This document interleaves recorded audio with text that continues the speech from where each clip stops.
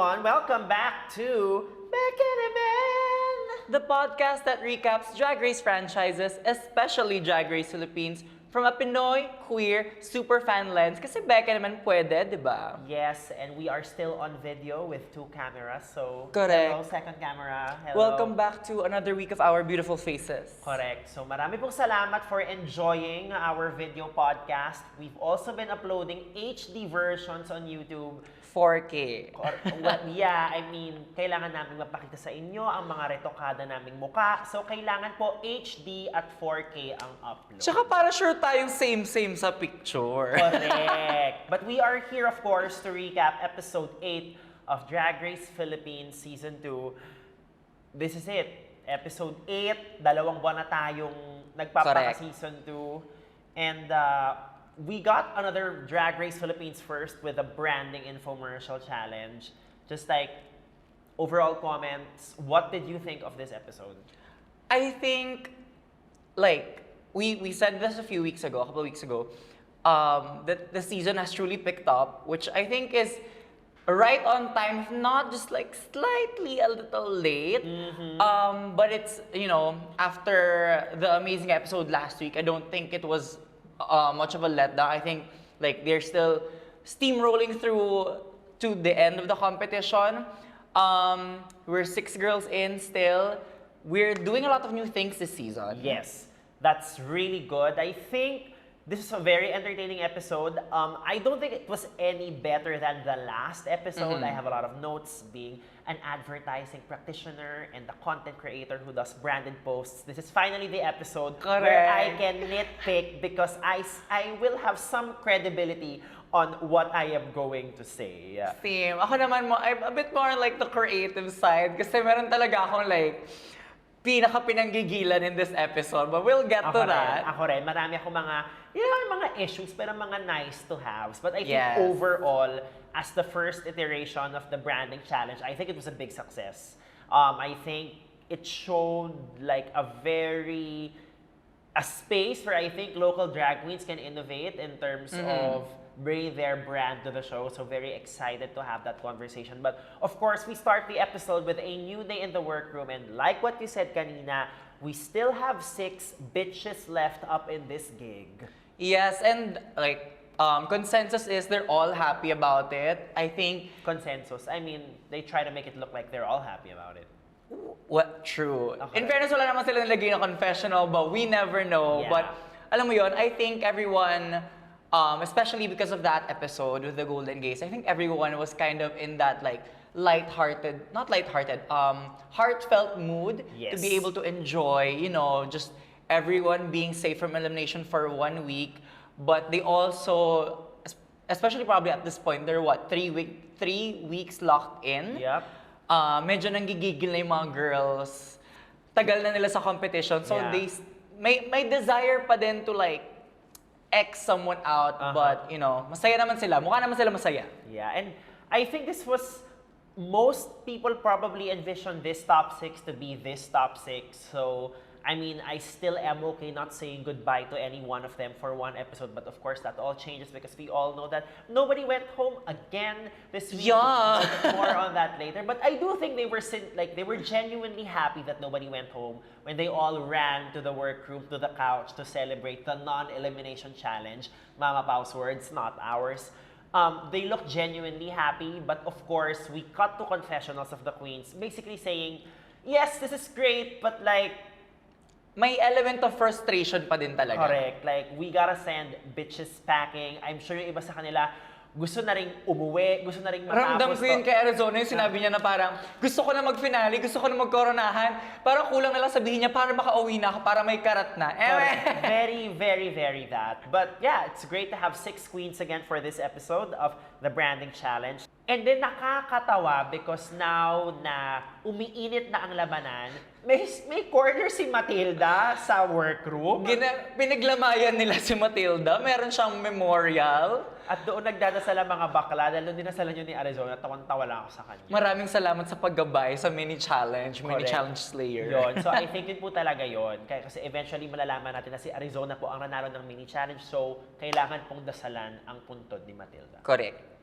Now, it is a new day in the workroom, and the very first topic of conversation is Ovi still not having a badge. What say you about this?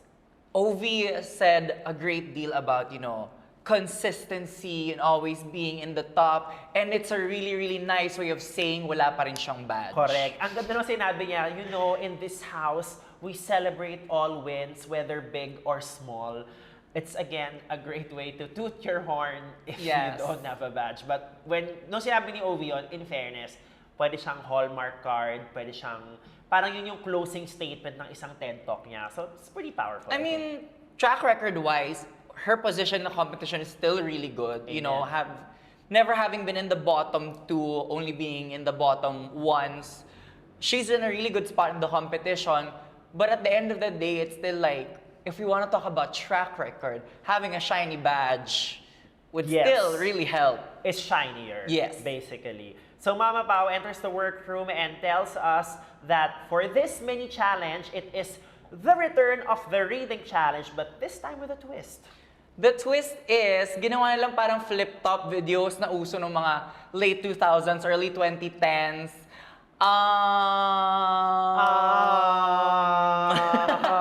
Okay, so let's, again, we know we say in this podcast that we try to look at the glass half full, Yes. but every now and then, We gotta look at, we need to look at the glass as a glass.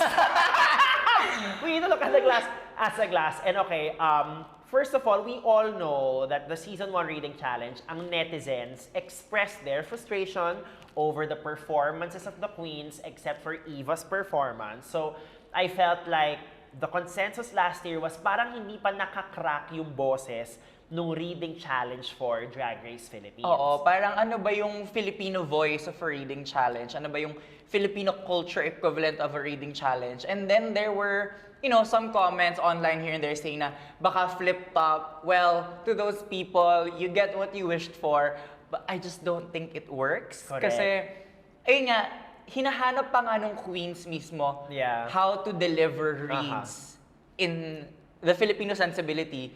Tapos kailangan on-beat sila, and kailangan may rhyme. Parang, I think it impeded a lot of jokes that could have... Imagine, yung joke ni Hannah, yung read ni Hannah about Ovi na parang, where's the joke? Correct. Siya. That would have been great, delivered like flat out as a read. It's not the most innovative read in the world, but I feel like the flip-topness kind of lost it. Yeah. I guess we kind of have to put ourselves in the shoes of the producers and the writers na parang, okay, they probably know that the reading challenge last year wasn't a big success. So parang how do we still, keep the whole intent of dissing people but make it Filipino, make it more familiar, because maybe last year it was such a tall order to be able to roast queens in this globally recognized drag race voice. So okay, flip-top tayo. But I don't know, I feel like I'm trying here. It just added, for me, an unnecessary layer to an already, polarizing challenge. Yeah. And when Mama Pao asked Jiggly to come in, I thought parang andun siya as parang consultation, which was, I think last year it was kind of like that. It would have been great if Jiggly had a moment to like set up reading, parang read, because we know Ate can read. She can, yes. I was expecting her to come in to kind of sample siya na to read the girls a little bit, or at the end, wala lang, ganda siya. Yeah. Ganda siya. Because I think with the flip-top challenge, I think if it's just a reading challenge, you just have to be shady and funny. I think with the flip-top challenge, it actually ended up being harder. You have to be shady. You have to be shady and funny, you have to rhyme, and you have to be on beat, and you have to sell the song or the rhythm that you're trying to put forth. So I think at the end of the day, it just got really overwhelming for the queens. Yeah, as some people online have pointed out, some of the girls don't even know how to stay on beat in the in the books verses. Paano pa kaya here? It was kind of awkward watching them struggle to find their pacing with the reads, but I think overall the girls were more successful this year. That's true. I think there were definitely more C plus to B minus performances versus last year. Some of the standouts for me, nung tinawag na mukhang multo si Ovi ni Hanabeshi, nung tinawag ni, tawag dito, si Ovi, basically sinabi kay Jade na pinagwa mo na lahat, parang nakalimutan mo yung utak.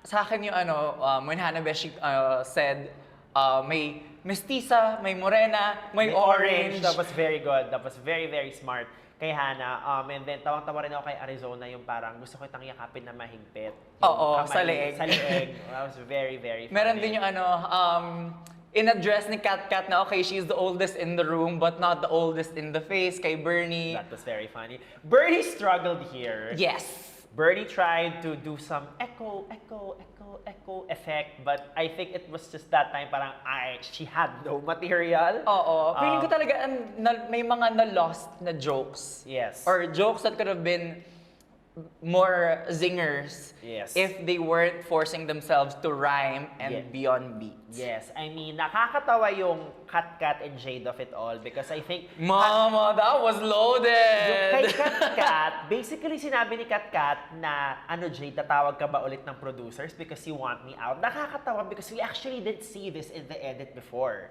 Apparently, this was a thing because Kat referenced to it that Jade may or may not have asked the producers to have Kat out because bakit i-reference si Kat yun? And of course, si Jade, captivating Kat nangangagat ng burat.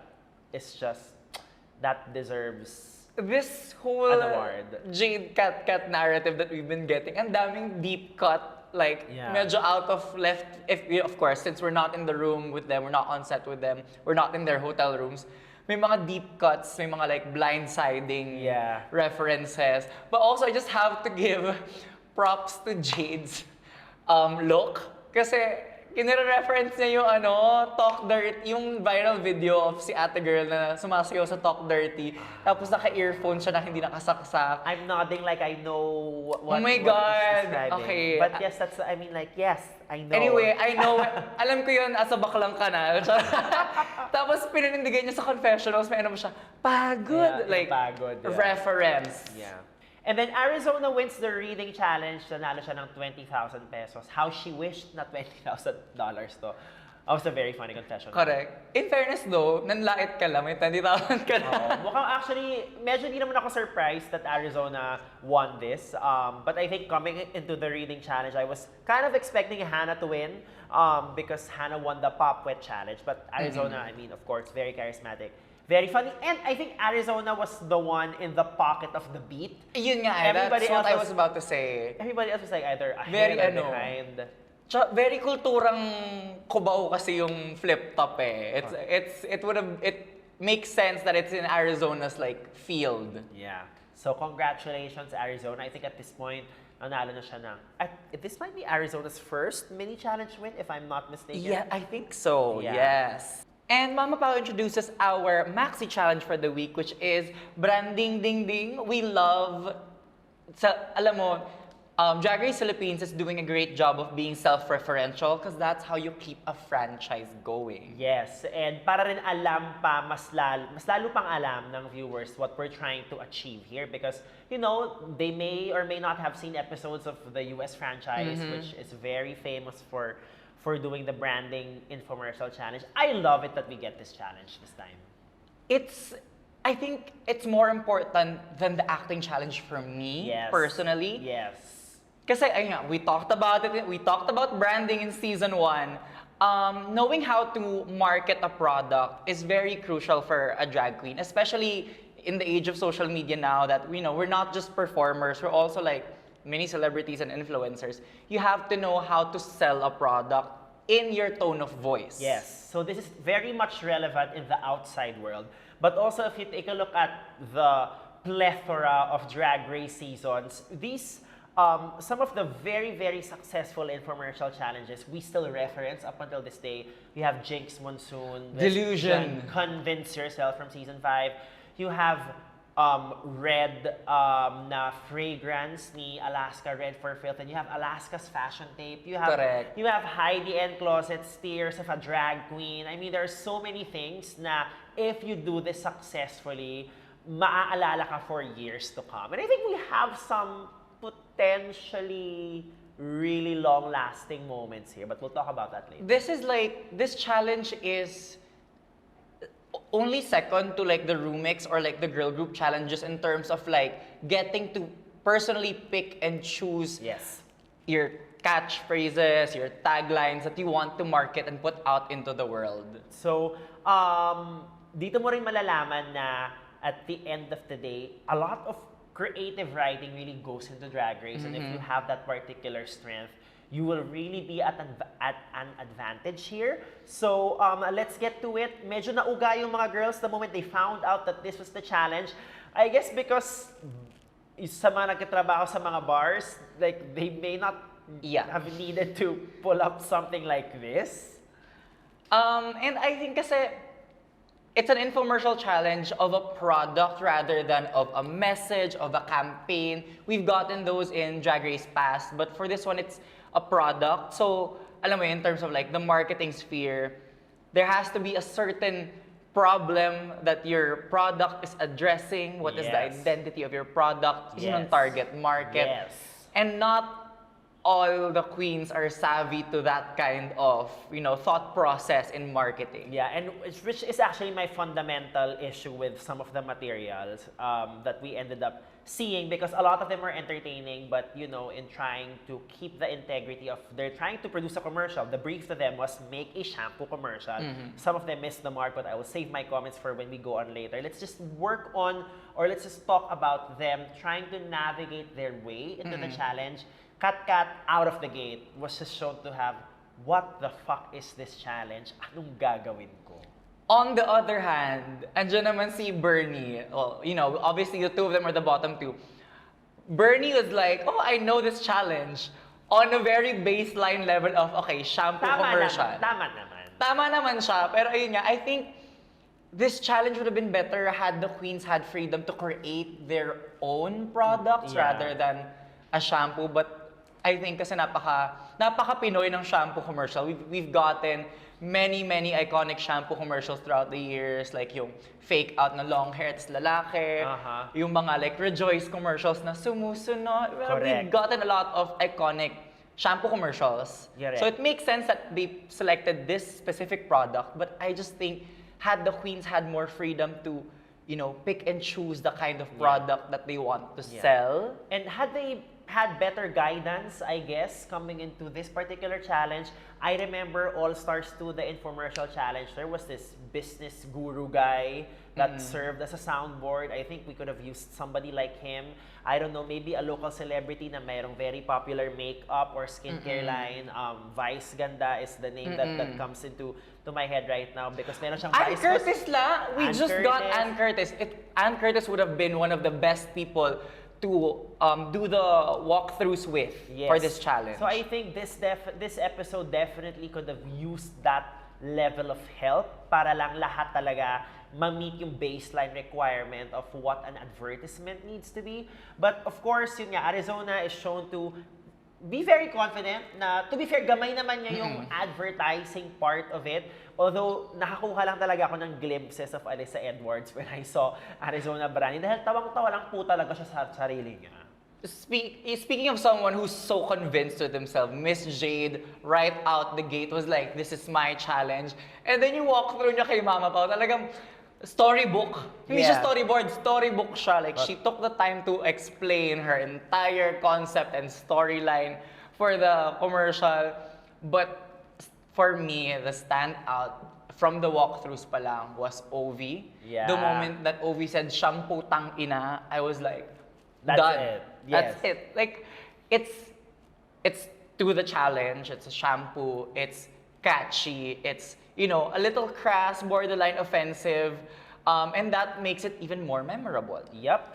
And ang ganda nung sinabi ni Ovi na, I may not have a brand, but I do have an identity. And I feel like that is a great way to kind of approach the challenge if, you are not you're not as savvy as some of the girls when it comes to writing or fleshing out a 60-second concept in 2 to 3 hours. That's Actually, a great way to approach it. Actually, for me, I think that's a better way to approach the whole, again, the branding conversation from last season. I think that's a better way to approach it. Kasi, rather than trying to push a certain brand aesthetic, a certain image, a certain ganito lang yung types ng performances ko or genres ko or concepts that I can do, having an identity, rather than putting yourself into a box, you're really just like, this is what I know, who I am, what I like to deliver, what I like to do. That's kuhang-kuha ko ni Ovi doon. Yes. Identity over branding. Yep, and then they move on to film their infomercials, and of course they are directed by Drag Race Philippines creative director and also listener of the pod, Wink Wink, si Direct Fifth. And I think dito talaga natin nakita na they were being guided by someone who knew what he was doing, and ang evidence ko for that is nung pinaside profile niya si Hannah Beshi, yung pagkuha nung papel. That was very good. But I feel like ang pinakamalaking contribution dito ni Fifth ay nung binato niya po si Arizona Brandy na bote ng shampoo pa ulit-ulit. Natatawa ako kasi siya yung gumawa. As in, like, I would have expected na parang the other pit crew member man lang. Pero hindi, nag-commit talaga siya sa binabato niya si Arizona pa ulit-ulit hanggang sa umayaw na si Arizona. Sabi, mag-isipong, pwede pa dito na lang tayo kasi masakit na. Grabe, sobrang tawa-tawa ko. As in, I know, like, people are probably going to splice that clip and just make that trend on TikTok because it's so stupid. But I did see that, Fifth knew the technical aspects of what goes into TV production, commercial production. Ina-angle niya yung girls. He's asking, okay, anong sequence natin? Anong i-film natin? Are you gonna speak? Are we gonna do VO? Yep. They were in good hands. Or mag-OOV. Sino man nagsabi nun? Sabi ni Bernie, mag-OOV daw siya. Mag-OOV siya, mag-VO. That's very... baka naman, yung referential din naman ata si Bernie. Nire-reference niya yung Drag Race Philippines Season 2. But I think the biggest headline of this segment of the show is basically Miss Jade going overtime. I don't know how to approach this because if the time element was such a big issue, dapat sa final footage pa lang siguro niya, hindi na nila sinama yung mga shoot niya nung nag-overtime. Having said that, hindi rin natin alam kung gaano ka-importante ba or hindi importante yung na-shoot niya. I was gonna say, diba? The downfall of Jade, we see, like, she gets put in the bottom for having gone overtime. The downfall of Jade's concept is she really threw everything at the wall. Exactly. Na parang feeling ko, again, we're just judging the edit, isa yun sa mga naging issue ko dun sa material ni Jade, na ang dami masyadong nangyari, na feeling ko, the branding was there, the charisma was there, but if it could have used some editing, and if half the scenes weren't necessary. Yeah. So Like, parang feeling ko, the overtime of it all couldn't have been it could have been avoided. Yeah, so, but we know. don't know. We don't know what she shot during those extra minutes. I think yung last niyang shoot is the pumping the shampoo in the face. Yun yung pinaka nakita natin sa edit eh. Again, like, I don't think it contributed that largely overall to the final output. Like, we got the energy from the other scenes. Yes. It was just... Which was very, very good already. So, I think it was one of those like Jade moments na talagang knowing Jade and her process, she's very fantasy. Like, the fantasy that she has in her head, it's what she wants to lay down.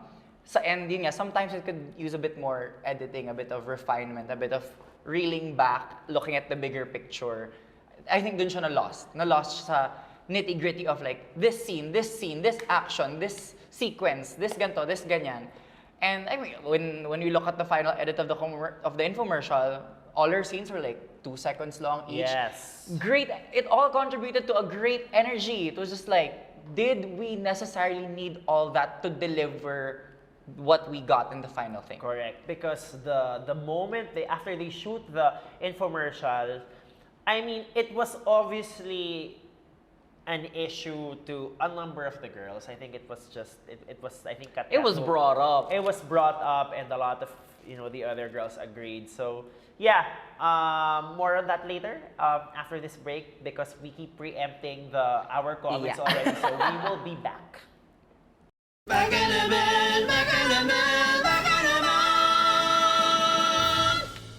And we are back, episode 8, branding ding ding recap of Drag Race Philippines season 2. We find out, well, we found out earlier in the episode, but we finally get to see Panjaina as a Yes. guest judge. Can I just say, oh my God, sobrang galing niya. Yung, hindi mo pwedeng ma-edit yung comments niya kasi sobrang ang bilis niya magsalita, pero yung statements niya laging complete and then She was very to the point. Panjaina Heels is the most credible Ru girl to have as a guest judge because she's been a contestant, she's been a host. Like, she knows her shit about the whole yes. circle of the production. She's the best person to have. I'm glad that she, though, naisip ko lang na parang tinatranslate ba sa kanya infomercials after the thing, or yun lang yung slight issue ko of having Panjaina in this episode, but seeing Panjaina as a guest judge just feels correct, and I hope we get to see her more on other franchises, US franchise, kahit saan, kahit sa kanto, gusto ko siya makita. And nakakatawa yung batuhan nila ni Mama Pao sa start, yung shootang ina mo, it means something. That, You're beautiful. You're beautiful, and then tipo, shootang ina mo rin, nakakatawa yun. Also, props to the commentary ng judges sa Runway this week. Ang daming nakakatawa. Ribbon man may layang lumipad, makulay ang buhay, tapos sabay sa ni Kalad Karen nasa sinabawang gulay. But perhaps, ang best commentary sa episode na to was nung naglagay si Arizona ng paint, tapos sabi ni Kalad Karen, taray ng lotion. Girl, as in, Sa akin, sobrang, ang galing. yung two standout judges comments ko, yung kay Jade, she was wearing like medyo white and then the rainbow. Yes. Ayun, hiwalay ang Puta puta, sa decolor. It was so good. And then yung kay Panjaina na, some whore over the rainbow. Somewhere over the rainbow. I think we don't know how much of that was written, but I do feel like yung lotion part ni Karen was improvised. But that was, oh my God, it was so funny. Taray ng lotion. The judges, like, I've been noticing in the past couple of episodes, the judges, Mama Pao, they've all been getting even more comfortable with their roles this Yes, time around. And yes. mas nagiging off the cuff sila when they speak to the girls, which is what makes for great TV. Correct. For Drag Race especially. And then meron din comment si Jiggly na nakakuha ng medal best in Chupa. Very Jiggly pa rin. So And then sabi ni Bernie, tama! So I mean I think we haven't appreciated the judges' commentary enough this season because I think you need a foundation of good writing for that first in order for the judges to be able to improvise. So thank you. Very, very funny. But now we move on to the runway part. So we'll discuss what we think of their infomercial work and then their runway presentation because ang theme ay Pride colors, Pride rainbow. Rainbow. Basta Pride. Okay. Up first, we have Hannah Beshi. Ang kanyang infomercial, ang kanyang shampoo ay shampoo para sa mga taong mahilig sa freebies. What say you? Stupidity sells if done smart. Yes. Like, doon ako nakuha ni Hannah na I think she was the only one that came up with that idea na I'm selling shampoo, but I don't have to sell shampoo. Yes. I'm gonna sell my humor. I'm gonna sell my brand. I think she encapsulated that the most. I think she was of the top girls, or of the 4 top girls, she was the one that really was like, shampoo ba? Yep. She didn't need it. She just leaned into that whole Hanabeshi with ganito ganyan that her and Mama Pao have been pushing this entire season. Great payoff. Yes. Very funny, very entertaining, very charismatic. I love Hannah so much. But I feel like the jokes were stronger than the actual premise of the shampoo.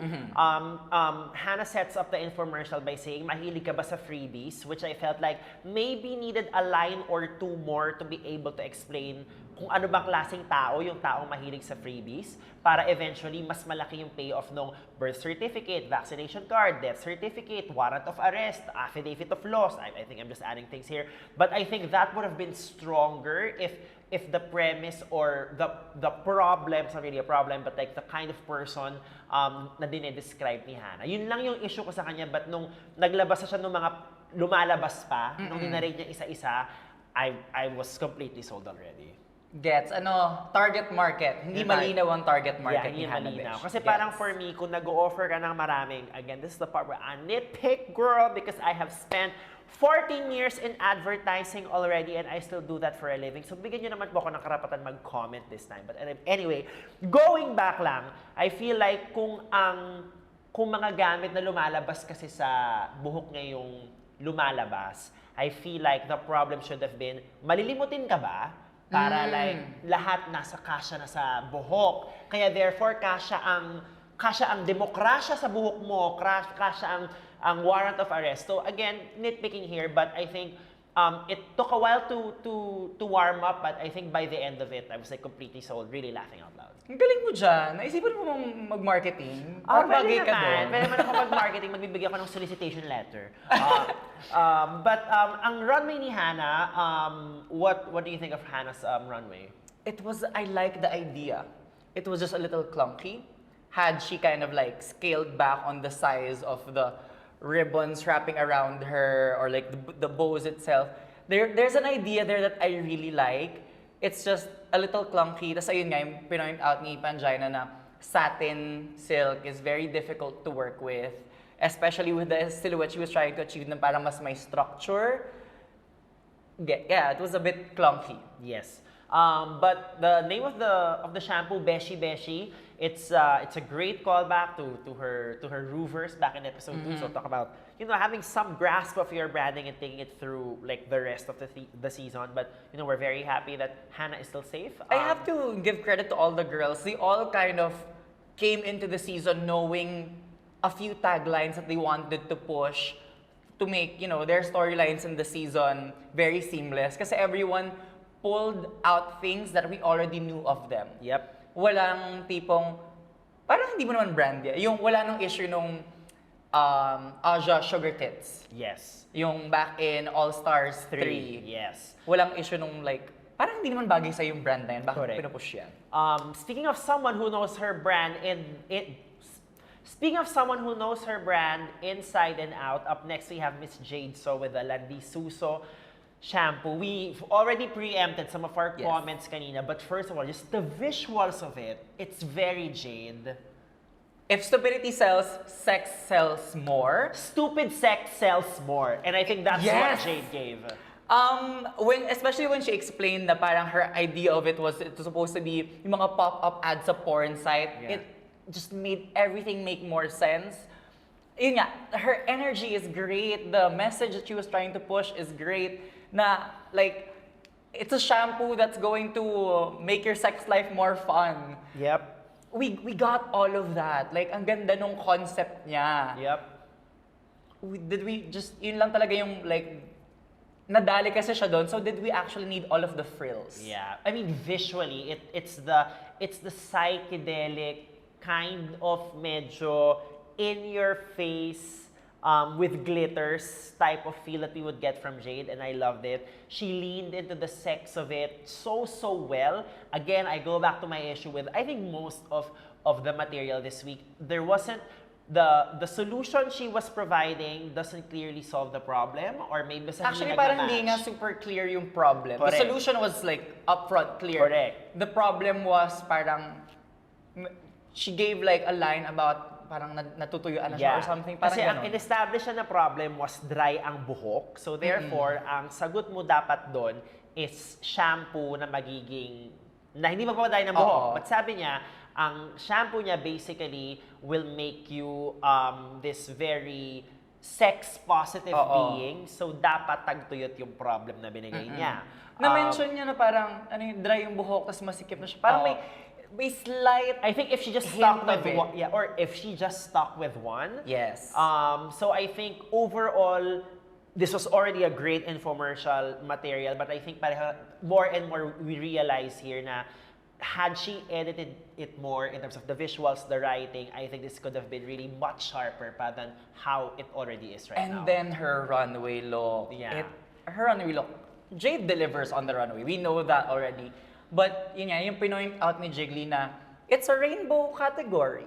So obviously it's LGBT themed. And she really leaned into that and really parang bit the apple of, you know what, let's give a message. Let's give a message with this look. Let's not make it just like about pride and celebration. Let's make it, you know, the real essence of pride, which is protest. So, you know, pass the Soji bill now. Yes. So I think I love this particular wig color in Jade. I think it was parang medyo gray to beige to white. I think Great departure from what we've seen so far. yeah, I think this is she looked so conventionally glam here, which is parang a great departure after seeing, you know, Jade as an alimango, Jade as dinuguan, now Jade as basically the president of the board of trustees ang nakuha kong mukha dito, and I Correct. really, really love it. So again, great time to show this type of mug at this stage in the competition. Up next, we have captivating Cat with captivating butterfly, Butterfly 3 in shampoo 3-in-1. Okay, I'm gonna be very honest here. Out of all the advertisements, I felt like Cat was the one na pinaka-faithful to a traditional advertising material. Yes. Because sa simula pa lang, meron siyang clear problem na binigay, which is, mabaho ka na ba at napapagkamalang ipis ang mga kuto sa buhok mo? Again, there wasn't a clear enough problem, but I feel like the statement of the problems are intriguing enough for you to want to know what the solution is. Yes. So, if she just shortened it to the line na, iniipis na ba lagi ang buhok mo? I think kung ganun lang siya kasimple, it would have hit it sooner, harder, more effectively. But so far, I really like Cat's the way she established it. Kaya eventually, ang naging solution niya, may butterflies na. So parang I actually really, really got it. Natawa na rin ako sa part na eventually slimming lotion siya. Which was like, okay, and then... Yon, dun ako na-lost para, okay, the problem is very clear, but it's the product itself that's...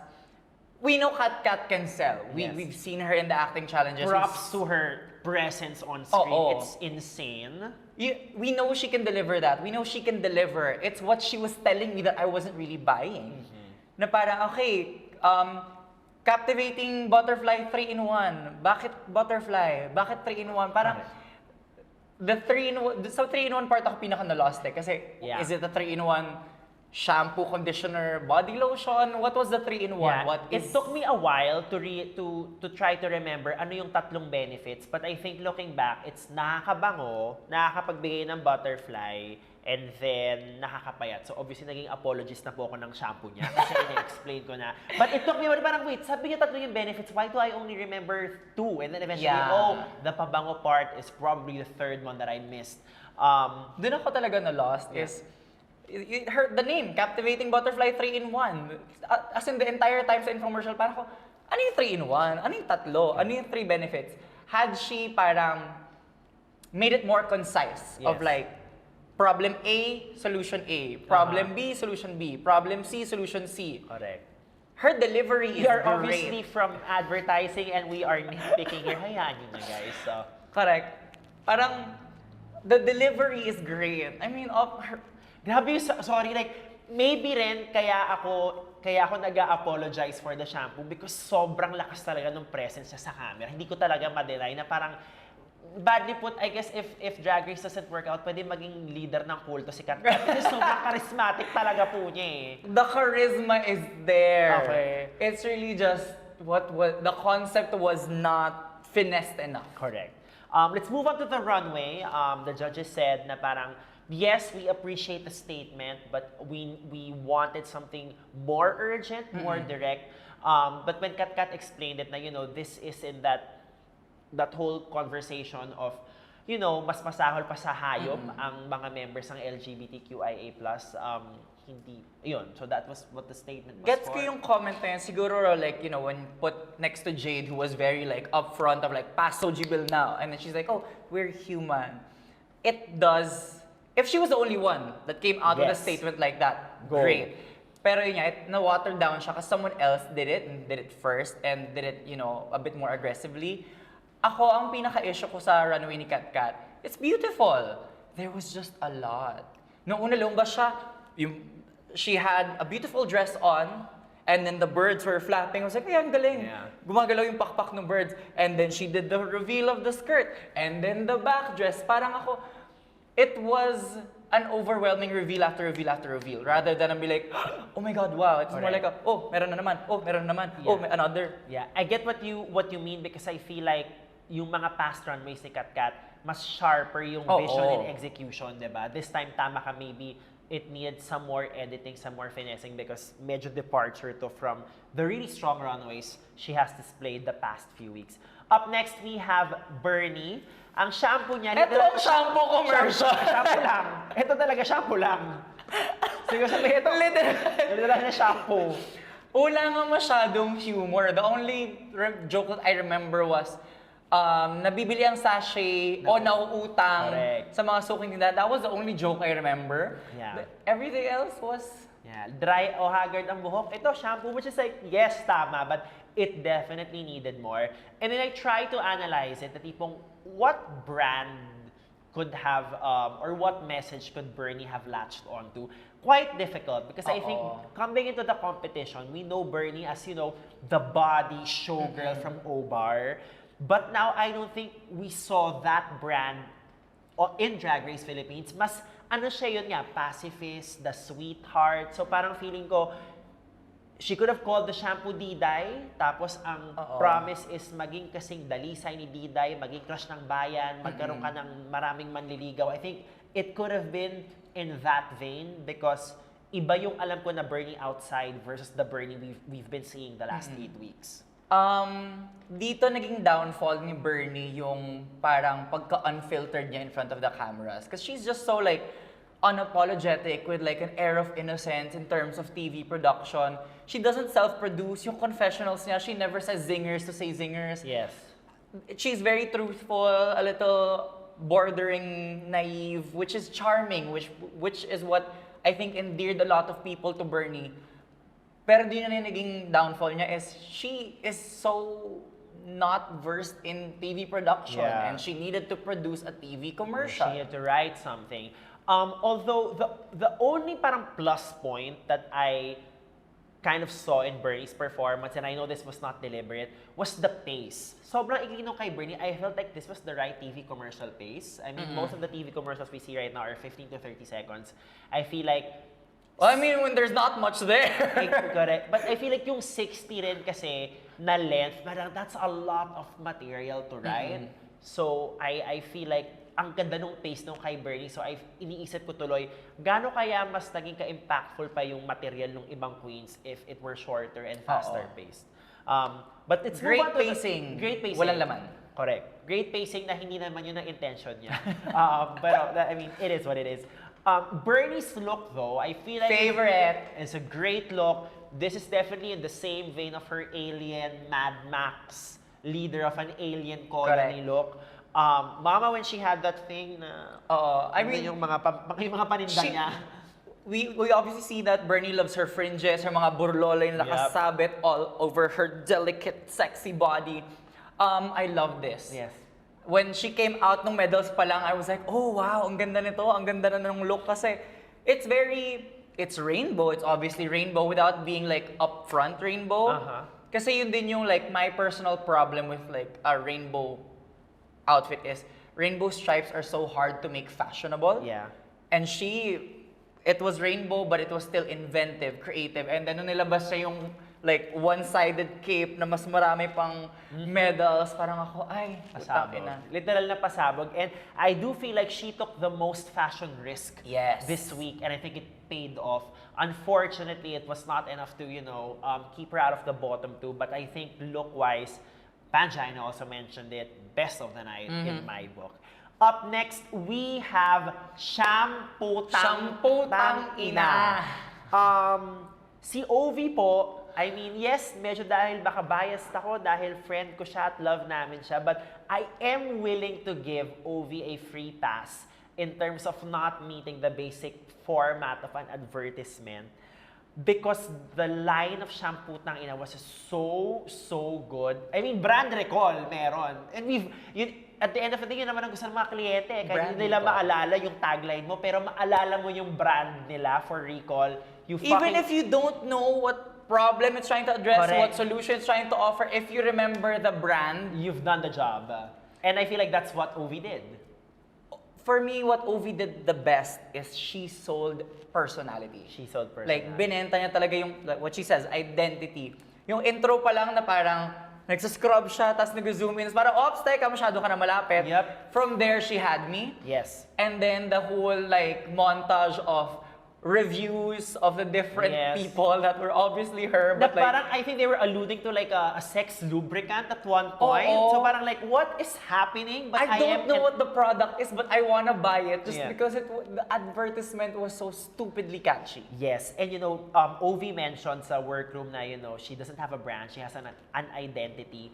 And I feel like if you turn off the audio, watch the commercial, you'll know it's Ovi. If you turn off the video and just listen to the audio, you still feel the brand. And I think that's a great way to just really receive and experience the identity, not the brand of Ovi. Because at the end of the day, what do you build a brand around? The identity. Correct. So, really, really great. Sobrang stupid. I feel like this is like a live comedy sketch show waiting to be scripted into a 60-minute material of like shampoo tangina. Like, sobrang... I can imagine doing like a whole Harold improv Yeah!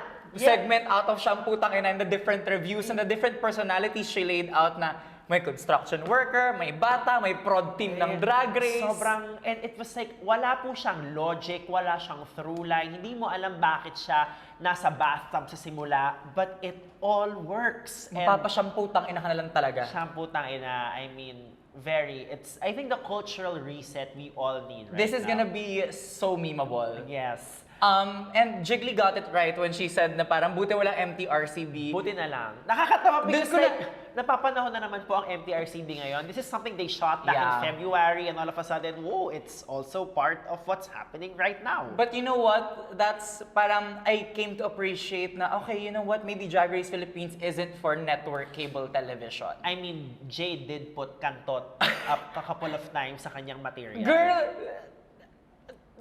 the blurring out of Ovi's body was so inconsistent na minsan kitang-kita yung suso, minsan kita yung kipay. Thank God it's on streaming. Yes. Thank God. Girl, pag nasa GMA yan, half the episode is over. Correct. But it will last for 2 years because I'm sure they will prolong it. Up next, ang runway presentation ni Ovi, I also love this one. When minention ni Ovi na ang reference niya is 90s, early 2000s Harajuku raver. Also, the how she adjusted her walk to sell the garment was really, really fantastic. For me, the best part of the look was how different it was from what else we've seen from Ovi. Jiggly pointed it out, that it was a great departure. I think that's what I like about the outfit. The outfit itself is a good look. It's not super memorable in my book, especially from Ovi. Yeah, nakakatawa lang kasi sa second half of the season, mas may colors na si Ovi. Nakakatawa lang kasi parang Nag-transition siya may from sariling, black may and white. sariling story arc yung order ng runway Correct. presentations. We have Arizona na ang kanyang shampoo ay nakapagtanggal ng laseng. Oo, lasing alis, which I don't know if everyone's gonna catch the... May shampoo kasi na Lysalis. Lysalis, yes, I got that one. And also meron siyang reference na parang, I think it's a slight callback to Alaska's fashion tape because yung tatlo niyang flavors, yung pangatlo, Alak, alcohol, orange. So, I saw Tawang-tawa ko doon, as in I had to pause and cackle because the great art of subversion and humor. Yeah, so I remember when Alaska did that sa All Stars 2, I was laughing out loud. So nung ginawa siya ni Arizona, of course, may slight kilig sa akin. Correct. The shampoo says it addresses yung alak. I felt like it was like, show me, don't tell me. You told me it can make alis de laseng, see the conyo in there, but I don't feel na it was shown in enough footages as to the power of the product. Yeah, I have to agree there. Like, Parang she said hindi- it, yeah, but like, where is the proof? She had basically two scenes or Yes. like two cutaways. Parang the scene in the rain with the pit crew member and her looking busted, and then she had a few takes of her like flipping her hair around, and that was it. Had she done the whole transformation at the end, the Correct. parang shit, ang fresh ko na bigla. Correct. That Diba? would have sold it just a little bit Like, more. ang fresh ka na bigla, pwede na akong maglasing ulit. And then, Oo. pwede ka nang gumamit ng shampoo ulit kasi wala yung lasing. Parang kung uminom ka na, like, it could have been that strange loop. But Or again, kung ininom niya yung shampoo bigla. well, again, actually, alam mo sa totoo lang, I was like half-key expecting her to Diba? drink the shampoo because like we all know, I mean, I was really expecting that it did get there. But again, I think it needed 2-3 more visual proofs Oo. of, you know, what the shampoo does because I think ang strong na ng foundation ng ginawa niyang konsepto. But I think what the infomercial proves is, you know, Arizona has been known to be a comedy queen Yes, season long, and yes. she's still doing it. Yes, like sa start, it felt like, are we seeing a very great performance from an unaired acting challenge footage? Yung sa simula, ganun yung itsura niya. So, I'm telling you, Yung that whole bit na pumasok yung voiceovers, parang Lord, ikaw ba yan? Oh, yeah. Tanga voiceover ako. Great. Great material. yeah, I'm telling you, I will not be surprised if Arizona will book the teleserye gigs after this season. Hindi ako magulat kung bigla siya makast sa Banana Split or Bubblegum. I was gonna say Banana Split because Arizona is that bitch. I feel like I think she will just be a bigger comedic force, and I'm really excited to see her journey after, you know, after the show when she gets more access to empower the comedian. Mainstream in her. TV, get on that. Yeah, like I swear, it's like Arizona's insane. Runway though, you know, it was okay. When they gave the critiques, it made sense. Yeah. But when she came out, I was like, oh my God, eleganza. I was so convinced when she was walking out because it's the most beautiful she's seen all season Yes, long. yeah. And then, you know, a little bit of body paint, which I'm a little bit familiar with. Correct. That eksena. But she just looked so beautiful. I thought it was such a classy execution Yeah, of the very, rainbow yeah, category. yeah. But then when they pointed it out na, okay, you know, it's not rainbow enough. Parang, That's true. okay, I get that. But I she feel- was so beautiful. I feel like if this was medyo final eleganza extravaganza ng final episode, I think this would be like very, very strong. But you know, if the theme is rainbow, it has to be rainbow enough first. It has Yes. to meet the brief first. So I think that's basically where Arizona fell short. But you know, this is the third time already where we've seen Arizona's runway kind of cost her Yeah. the win. It's quite frustrating at this point. Again, we said this in previous episodes. I'm sure she's also frustrated, but you can really see here na she badly needed that runway to like inch her into getting that badge. Pero mahirap na kalaban, Jaden Ovi. Medyo mahirap Oo. kalaban si Jaden Ovi ngayon, pero that high placement, You know, I think- but we don't know the results of the outcome of the whole season yet. But if Arizona ever doesn't bag the crown, she would be a great storyline in an all-star. Because just oh my God, the designers that will the just come, glow up. that will come flocking kay Arizona. But yeah, I think medyo we're seeing a trend here, and I think that's been kind of the Arizona story. The so far 8 episodes in, great charisma. The fundamentals in performing drag are all there. She just needed like just a tiny bit of gloss and maybe editorialness of the look to just take her into like a whole other level. But I am feeling her frustration. Yes. So, you know, the girls leave, the judges deliberate, and the girls come back, and we find out that the results are Ovi wins. Fucking finally! Sobrang deserve nito. And, you know, Like, para, when in-announce nila si Ovi, para ang laking bunot na natinik from me personally. Kasi, she's just been egged on for how many episodes of a Yeah. win, and she finally gets it. she finally gets it.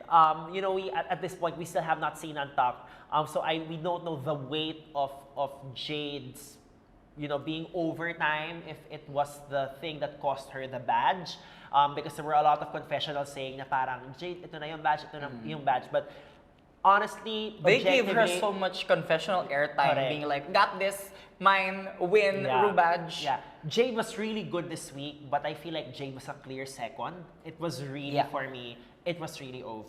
The brand recall of it, and then just the runway presentation, meeting colors, meeting the rainbow brief. I really do feel like this was OV's and it was really well deserved. Yeah, it's just frustrating to, we got the OV win, but it's frustrating to see Jade get, since there's 6 of them, Yeah. someone has to fall into the bottom 3, and Jade defaulted into that Correct. just because of the one scene that she had to do where Correct. someone pumps shampoo on her Yeah. face. But yeah, for me, Jade, clear second. I guess yung third place yung hindi clear if kung si Hannah ba or si Arizona. Medyo mahirap nga. Medyo mahirap siya. But anyway, buti na lang we don't need that because this is not Lucy Laduca's Drag Race. This is not Drag Race second place, Drag Race third place. So it's not Lucy Laduca's Drag Race. Before we get into the lip sync, I just want to say that we finally fucking got that proper delivery of the tension. Yes. Like, there were so many gag-worthy moments all season long that weren't built up properly. We finally get it here. And to this episode, ako nairita dun sa Dagon Fogaki. Kasi ang ganda rin ng tension eh. Parang, okay, Eto na. na-announce na yung winner, na-announce na yung safe, and then Jade was announced to be in the bottom, and then alam mo yung parang, is Jade gonna lip sync again because of that? And then she's safe, mag-lip sync yung dalawa. Ando na, and then Dagon Fogaki I've been like okay with, like I found it charming in the previous episodes, but in this episode talagang can we just not get that? Can we just get to it already? And then we basically have, front runners. The track records basically show it. It was emphasized. Yeah. In like the whole nail biter of, no one goes home. Like we didn't know that, but the whole nail biter of our two Rue Badge girls, our double Rue Badge girls, they said 2 front runners stand before me. In-emphasize yon. So Correct. talagang just the tension of who goes home and then the whole emotionalness of the sequence, which, by the way, congratulations to Miss Anne Danielle. You have birthed a new Queer pride. anthem. Ina-expect ko na po yan in probably like 50 different pride celebrations next year. Yes. Mga emotional pyesa. Pag to nakita ko sa Nectar, I wouldn't be surprised. But yeah, the 2 frontrunners, the 2 like very seasoned lip syncers, lip sync against each other. We get the soundbite from Bernie and Kat na parang they know each other really well. They know each other's strengths, but they are just gonna give it their all. Parang they were the last people that they wanted to lip sync against for their life, not for the crown. Yes, and then very emotional, great song. They let it all out. Wigs were removed to show them real selves in it. Correct. Like Cat's whole like nude bodies with trans woman, and then Bernie being like practically naked, and then everyone in the background just crying and living for the yeah. performance. And then sa dulo, there was a standing O. I think you could really feel this was a very intense filming day when this moment happened. They couldn't not do a double shunt. We just got a non-elimination episode. I'm pretty sure. I mean, at this, our episode count is fucked up. Like, our Correct. elimination order is fucked up. Like, who's gonna go home next week Correct. before the actual finale episode? Yep. Like, there's a lot of questions, but there was no question that it deserved a double shunting. So we got the very first double shunt, or the only double shunt this season, I think. And then we still have 6 girls left coming into episode 9, but The sana- penultimate episode. Saka na yung math of it all Yeah. nun. But I mean, I cannot imagine. I mean, we just literally said sa last episode natin sa podcast na yung dalawang spot sa Final 4 na kay Bernie at Kat, tapos bilang sila yung mag-lip sync. So I really cannot imagine, again, I kind of still stand by that. I cannot imagine the finale without either Bernie or Kat.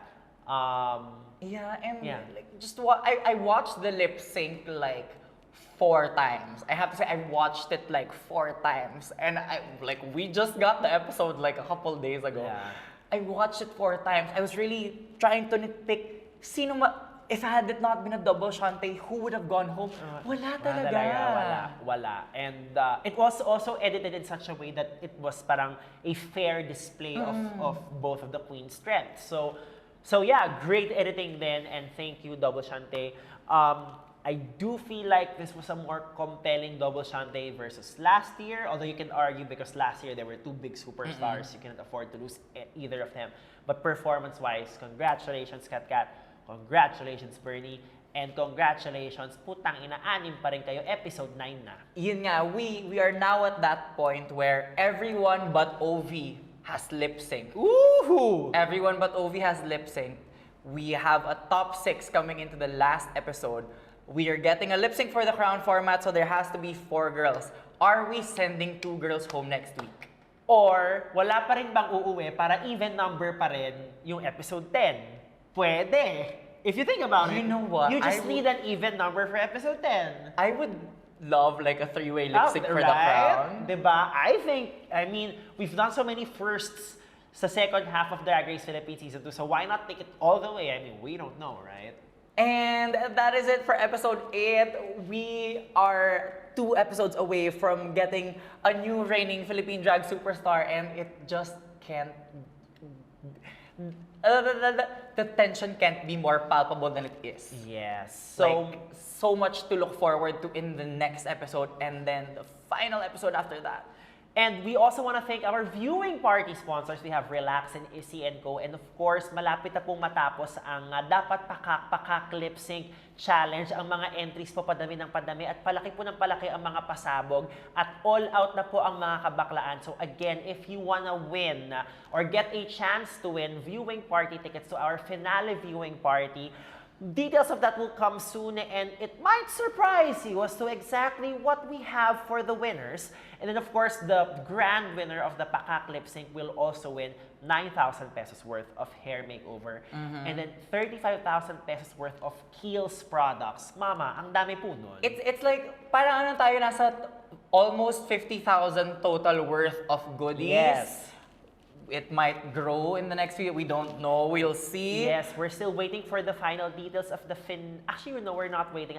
We kind of know most of it, and you might want to join this particular contest if you want to be part of her story. But also, this is your chance to buy tickets to our episode 9 viewing party. This is our biggest season 2 lineup. So, andun po si Jade, si Kat Kat, si Bernie, si Ovi, si Hannah, si Arizona, si Matilda, si Astrid, si Tiny Deluxe. Siyam lang naman po ng 12 contestants ng Season 2 ay nandoon sa episode 9 show namin. Bakit ganito kalaki? We don't know. Maybe because this is the last public viewing party we'll have?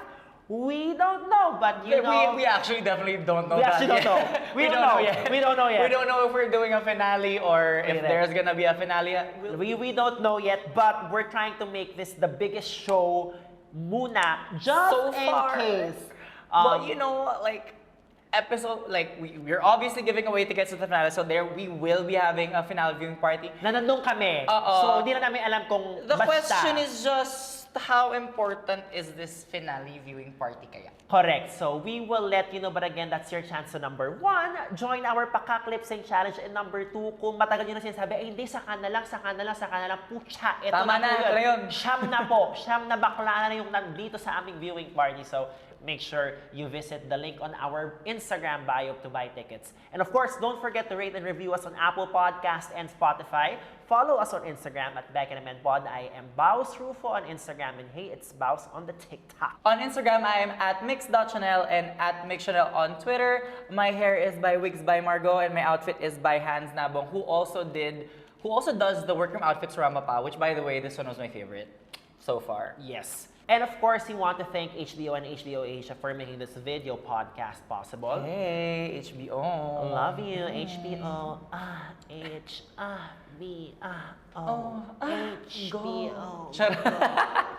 And that's it. We'll see you next week when we recap another episode of Drag Race Philippines Season. We'll leave it. Basta babay na lang. Kim Pang para sa Bekenemen, Bekenemen.